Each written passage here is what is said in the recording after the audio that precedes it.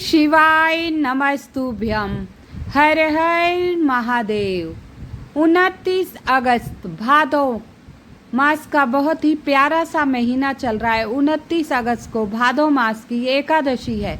भादो मास में कृष्ण पक्ष की एकादशी को अजया एकादशी कहा जाता है।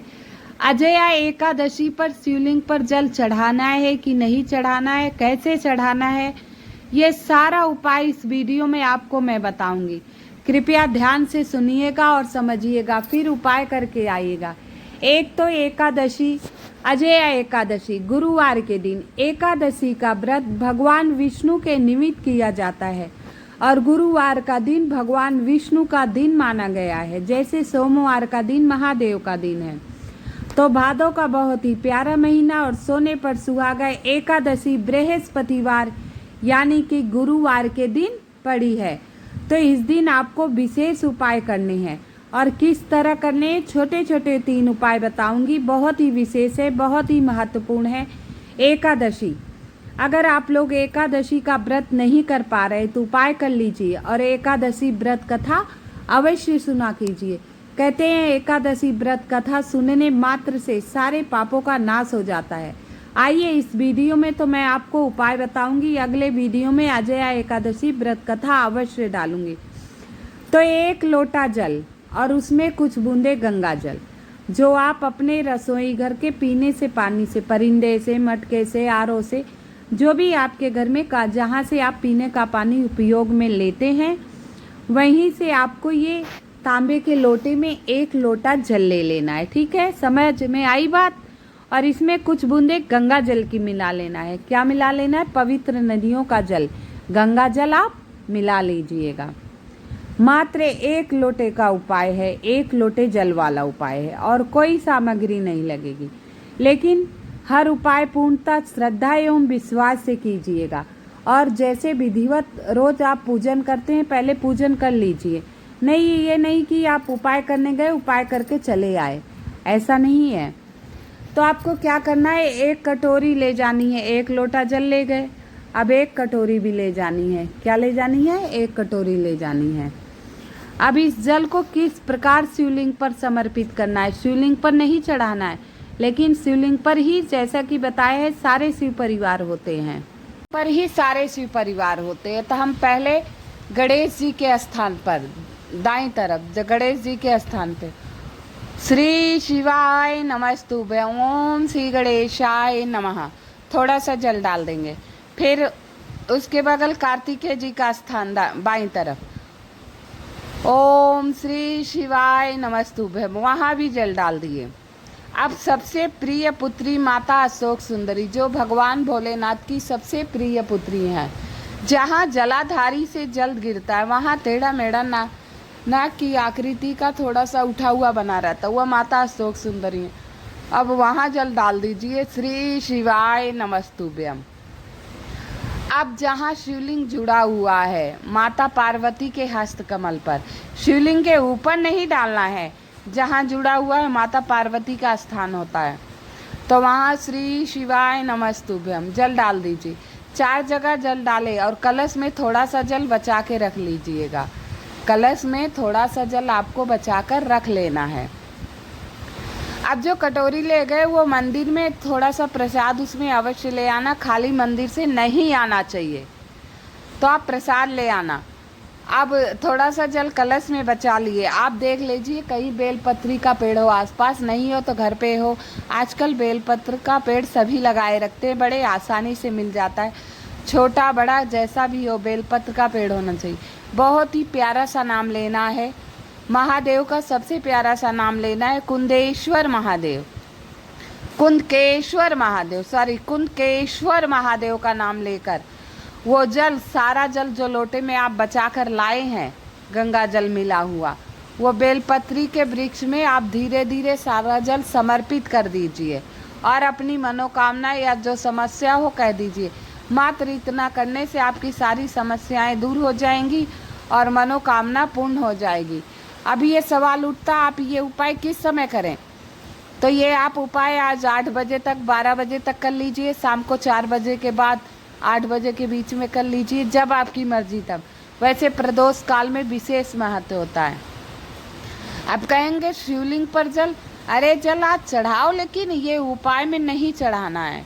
इस उपाय के बाद आप उपाय कर लीजिए, 2 मिनट जाप करने के बाद उठिए, फिर जाकर जल ले आकर शिवलिंग पर आप डाल सकते हैं, ऐसा कुछ नहीं है। ठीक है, बहुत ये उपाय घर की माताएं बहनें करें। माताएं बहनें करने से सभी परिवार में खुशहाली आती है, क्योंकि घर की माताएं बहनें जब उपाय करती हैं तो विशेष फलदायी होता है। तो और दूसरा उपाय बताने से पहले आप सभी से निवेदन है, कृपया मेरी वीडियो को लाइक एवं सब्सक्राइब अवश्य कर दीजिएगा। कमेंट में हर हर महादेव अवश्य लिख दीजिएगा।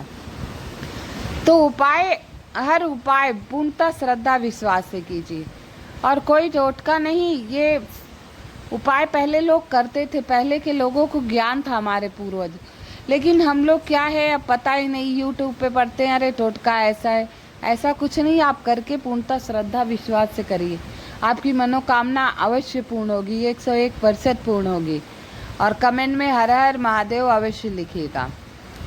दूसरा उपाय है, आपके घर में नज़र लग गए, नज़र है, दोष है, आप रोज़ परेशान हैं, बहुत ज़्यादा परेशान हैं, तो आप क्या करें।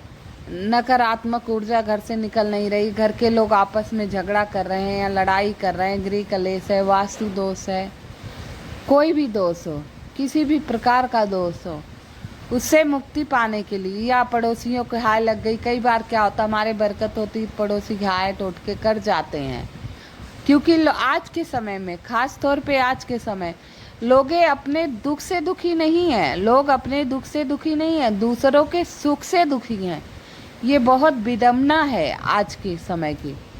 तो क्या करना है, आइए उपाय की तरफ चलते हैं। अब ध्यान रखिएगा, एकादशी के दिन ये पत्ते नहीं तोड़ने, एकादशी के दिन ये पत्ते आपको नहीं तोड़ने हैं, आज के दिन ही तोड़ लीजिएगा। आपको 5 पीपल के पत्ते लेने हैं, टूटे फूटे खंडित नहीं होने चाहिए, ध्यान रखिएगा। 5 पत्ते पीपल के लेने हैं, वो टूटे फूटे खंडित बिल्कुल नहीं होने चाहिए। समझ में आई बात।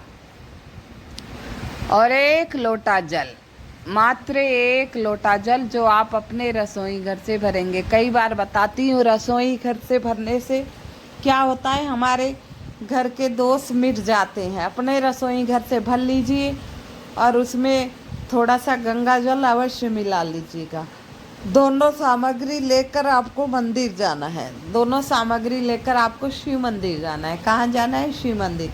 श्री शिवाय नमस्तुभ्यम का जाप करते हुए जल लेकर शिव मंदिर चले जाइए। श्री शिवाय नमस्तुभ्यम का जाप करते हुए जल लेकर आप मंदिर चले जाइए।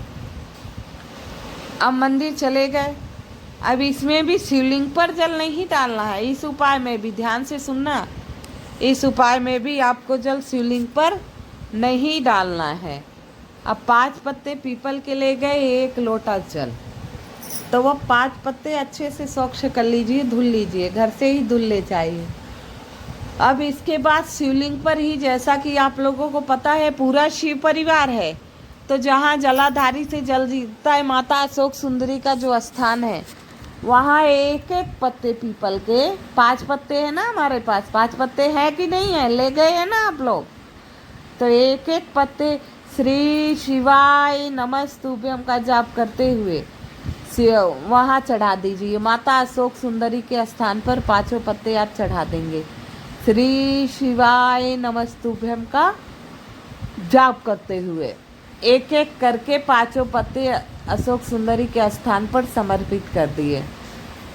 अब जो 1 लोटा जल ले गए हैं, जहाँ पीपल के पत्ते समर्पित किए हैं, जहाँ पीपल के पत्ते समर्पित किए हैं, वहीं आपको ये 1 लोटा जल श्री शिवाय नमस्तुभ्यम, श्री शिवाय नमस्तुभ्यम धीरे धीरे जाप करते हुए सारा जल समर्पित कर दीजिएगा।